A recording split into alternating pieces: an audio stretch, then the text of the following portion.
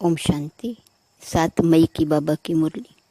मीठे बच्चे, निश्चय ज्ञान योग से बैठता, साक्षात्कार से नहीं। साक्षात्कार की ड्रामा में नूंद है, बाकी उससे किसी का कल्याण नहीं होता।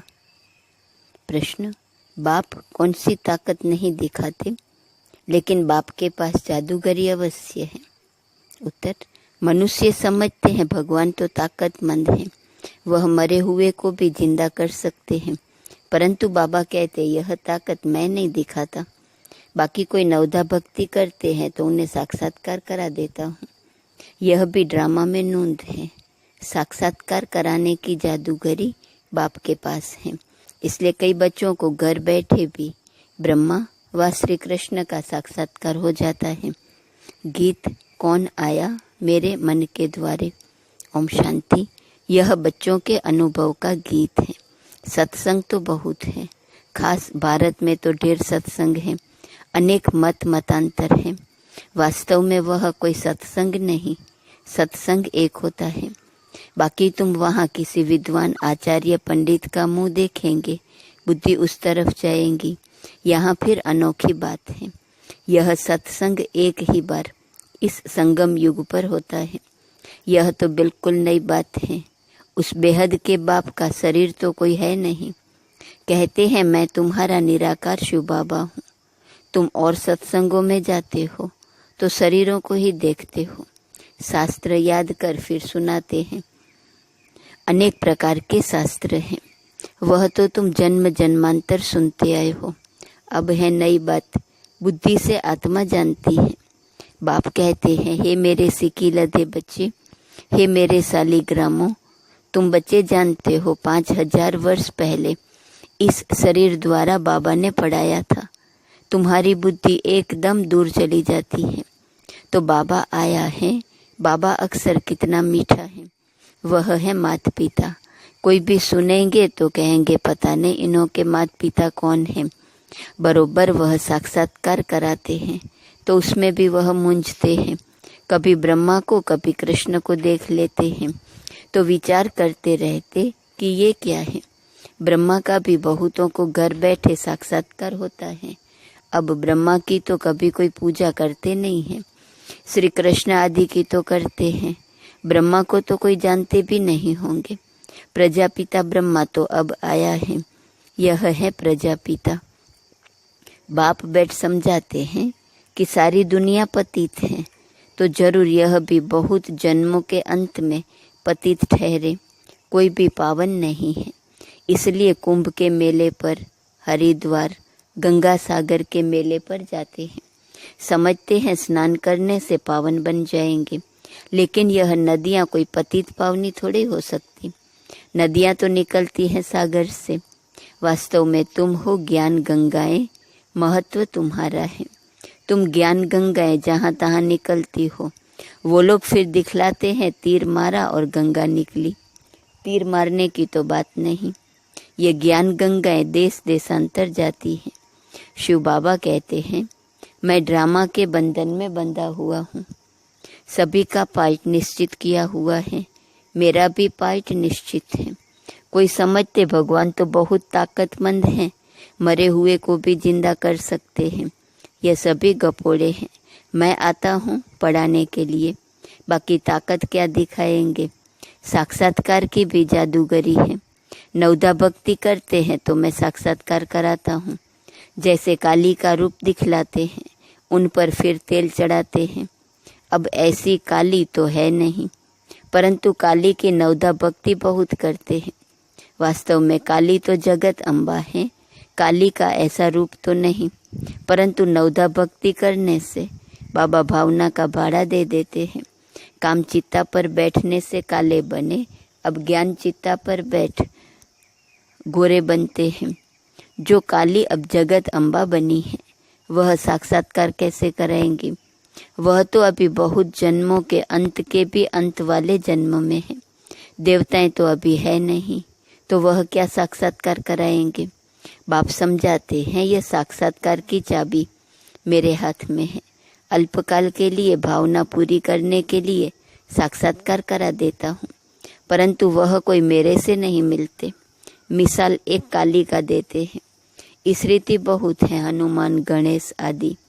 भल सिख लोग भी गुरु नानक की बहुत भक्ति करें तो उन्हें भी साक्षात्कार हो जाएगा, परंतु वह तो नीचे चले आते हैं। बाबा बच्चों को दिखाते हैं, देखो ये गुरु नानक की भक्ति कर रहे हैं। साक्षात्कार फिर भी मैं कराता हूँ, वह कैसे साक्षात्कार कराएंगे? उनके पास साक्षात्कार कराने की चाबी नहीं है। यह बाबा कहते हैं, मुझे विनाश स्थापना का साक्षात्कार भी उस बाबा ने कराया, परंतु साक्षात्कार से कोई का भी कल्याण नहीं। ऐसे तो बहुतों को साक्षात्कार होते थे, आज वह है नहीं। बहुत बच्चे कहते हैं हमको जब साक्षात्कार हो तो निश्चय बैठे, परंतु निश्चय साक्षात्कार से नहीं हो सकता। निश्चय बैठता है ज्ञान और योग से। 5000 वर्ष पहले भी मैंने कहा था कि यह साक्षात्कार मैं कराता हूँ। मीरा ने भी साक्षात्कार किया। ऐसे नहीं कि आत्मा वहाँ चली गई, नहीं, बैठे बैठे साक्षात्कार कर लेते हैं, लेकिन मेरे को नहीं प्राप्त कर सकते। बाप कहते हैं कोई भी बात का संशय हो तो जो भी ब्राह्मणियाँ हैं उनसे पूछो। यह तो जानते हो बच्चियाँ भी नंबरवार हैं, नदियाँ भी नंबरवार होती हैं, कोई तो तालाब भी है, बहुत गंदा बासी पानी होता है, वहाँ भी श्रद्धा भाव से मनुष्य जाते हैं। वह है भक्ति की अंधश्रद्धा। कभी भी कोई से भक्ति छुड़ानी नहीं है। जब ज्ञान में आ जाएंगे तो भक्ति आपे ही छूट जाएंगी। बाबा भी नारायण का भक्त था। चित्र में देखा लक्ष्मी दासी बन नारायण के पांव दबा रही है तो यह बिल्कुल अच्छा नहीं लगा। सतयुग में ऐसा होता नहीं। तो मैंने एक आर्टिस्ट को कहा कि लक्ष्मी को इस दासीपन से विदाई दो। बाबा भक्त तो था परंतु ज्ञान थोड़े ही था। भक्त तो सभी हैं, हम तो बाबा के बच्चे मालिक हैं। ब्रह्मांड का भी मालिक बच्चों को बनाते हैं। कहते हैं तुमको राज्य भाग्य देता हूँ, ऐसा बाबा कभी देखा? उस बाप को पूरा याद करना है। उनको तुम इन आँखों से नहीं देख सकते, उनसे योग लगाना है। याद और ज्ञान भी बिल्कुल सहज है। बीज और झाड़ को जानना है। तुम उस निराकारी झाड़ से साकारी झाड़ में आए हो। बाबा ने साक्षात्कार का राज भी समझाया, झाड़ का राज भी समझाया। कर्म अकर्म विकर्म की गति भी बाबा ने समझाई है। बाप, टीचर और गुरु तीनों से ही शिक्षा मिलती है। अभी बाबा कहते हैं मैं तुमको ऐसी शिक्षा देता हूँ, ऐसे कर्म सिखलाता हूँ जो तुम 21 जन्म सदा सुखी बन जाते हो। टीचर शिक्षा देते हैं न, गुरु लोग भी पवित्रता की शिक्षा देते हैं अथवा कथाएं सुनाते हैं, परंतु धारणा बिल्कुल नहीं होती। यहाँ तो बाप कहते हैं अंतमति सुगति होंगी। मनुष्य जब मरते हैं तो भी कहते हैं राम राम कहो, तो बुद्धि उस तरफ चली जाती है। अभी बाप कहते हैं तुम्हारा साकार से योग छूटा, अब मैं तुमको बहुत अच्छे कर्म सिखलाता हूँ। श्री कृष्ण का चित्र देखो, पुरानी दुनिया को लात मारते और नई दुनिया में आते हैं। तुम भी पुरानी दुनिया को लात मार नई दुनिया में जाते हो, तो तुम्हारी नरक के तरफ है लात, स्वर्ग के तरफ है मुंह। स्मशान में भी अंदर जब घुसते हैं तो मुर्दे का मुंह उस तरफ कर लेते हैं, लात पिछाड़ी तरफ कर लेते हैं। तो यह चित्र भी ऐसा बनाया है। मम्मा बाबा और तुम बच्चे, तुमको तो मम्मा बाबा को फॉलो करना पड़े जो उनकी गद्दी पर बैठो। राजा के बच्चे प्रिंस प्रिंसेस कहलाते हैं ना। तुम जानते हो हम भविष्य में प्रिंस प्रिंसेस बनते हैं। ऐसा कोई बाप टीचर गुरु होगा जो तुमको ऐसे कर्म सिखलाए, तुम सदा काल के लिए सुखी बनते हो। यह शिव बाबा का वर अर्थात वरदान है। वह आशीर्वाद करते हैं। क्या आशीर्वाद किया? सदा काल के लिए सुखी बनते हो। यह नहीं हमारे ऊपर उनकी कृपा है। सिर्फ कहने से कुछ नहीं होगा, तुमको सीखना होता है। सिर्फ आशीर्वाद से तुम नहीं बन जाएंगे, उसकी मत पर चलना है। ज्ञान और योग की धारणा करनी है। बाप समझाते हैं कि मुख से राम राम कहना भी आवाज हो जाता। तुमको तो वाणी से परे जाना है, चुप रहना है। खेल भी बहुत अच्छे अच्छे निकलते हैं। अनपढ़ को बुद्धू कहा जाता है। बाबा कहते हैं अब सभी को भूलकर तुम बिल्कुल बुद्धू बन जाओ। मैं जो तुमको मत देता हूँ उस पर चलो। परम धाम में तुम सभी आत्माएं बिना शरीर के रहती हो, फिर यहाँ आकर शरीर लेती हो, तब जीव आत्मा कहा जाता है। आत्मा कहती है मैं एक शरीर छोड़ दूसरा लेती हूँ, तो बाप कहते हैं मैं तुमको फर्स्ट क्लास कर्म सिखलाता हूँ। टीचर पढ़ाते हैं, इसमें ताकत की क्या बात है। साक्षात्कार कराते हैं, इसको जादूगरी कहा जाता है। मनुष्य से देवता बनाना, ऐसी जादूगरी कोई कर न सके। बाबा सौदागर भी हैं, पुराना लेकर नया देते हैं। इनको पुराना लोहे का बर्तन कहा जाता है, इनका कोई मूल्य नहीं है। आजकल देखो तांबे के भी पैसे नहीं बनते, वहाँ तो सोने के सिक्के होते हैं। वंडर है ना, क्या से क्या हो गया है। बाप कहते हैं मैं तुमको नंबर 1 कर्म सिखलाता हूँ, मन मना भव हो जाओ। फिर है पढ़ाई, जिससे स्वर्ग का प्रिंस बनेंगे। अभी देवता धर्म जो प्रायः लोप हो गया है, वह फिर से स्थापन होता है। मनुष्य तुम्हारी नई बातें सुनकर वंडर खाते हैं। कहते हैं कि स्त्री पुरुष दोनों ही इकट्ठे रह पवित्र रह सके, यह कैसे हो सकता।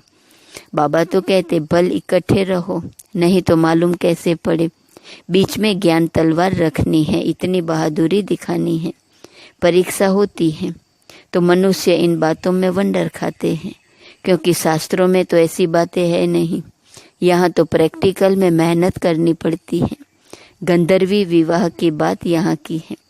अभी तुम पवित्र बनते हो तो बाबा कहते बहादुरी दिखलाओ। सन्यासियों के आगे सबूत देना है। समर्थ बाबा ही सारी दुनिया को पावन बनाते हैं। बाप कहते हैं बल साथ में रहो, सिर्फ नंगन नहीं होना है। ये सब हैं युक्तियाँ, बड़ी जबरदस्त प्राप्ति है। सिर्फ एक जन्म बाबा के डायरेक्शन पर पवित्र रहना है। योग और ज्ञान से एवर हेल्दी बनते हैं 21 जन्मों के लिए। इसमें मेहनत है ना। तुम हो शक्ति सेना, माया पर जीत पहन जगत जीत बनते हो। सभी थोड़े ही बनेंगे, जो बच्चे पुरुषार्थ करेंगे वही ऊंच पद पाएंगे। तुम भारत को ही पवित्र बनाकर फिर भारत पर ही राज्य करते हो। लड़ाई से कभी सृष्टि की बादशाही मिल न सके, यह वंडर है ना। इस समय सब आपस में लड़कर खलास हो जाते हैं, मक्खन भारत को मिलता है। दिलाने वाली है वंदे मातरम, मेजॉरिटी माताओं की है। अब बाबा कहते हैं जन्म जन्मांतर तुम गुरु करते आए, शास्त्र पढ़ते आए हो। अब हम तुमको समझाते हैं जज योर सेल्फ, राइट क्या है। सतयुग है राइटियस दुनिया, माया अनराइटियस बनाती है।